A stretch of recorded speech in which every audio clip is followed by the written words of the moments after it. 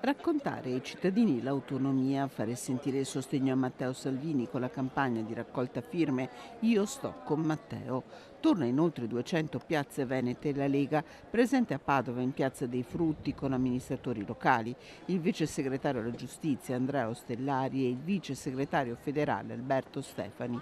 La richiesta di 6 anni fatta dai PM di Palermo nel processo Open Arms nei confronti di Salvini non ha fondamento giuridico, spiega Stefani, che aggiunge. La nostra è una raccolta firme di solidarietà nei confronti di un segretario di partito che ha fatto esattamente quello che gli italiani gli hanno chiesto di fare.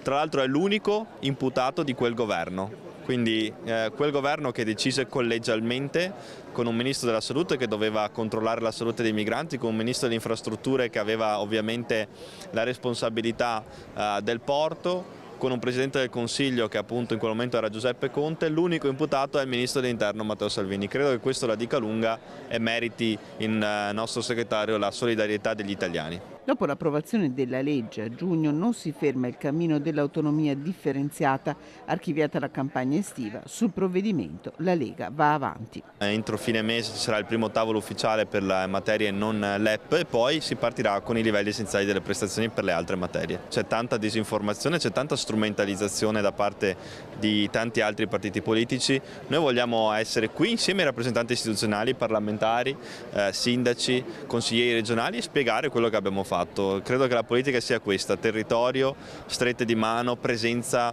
nelle piazze.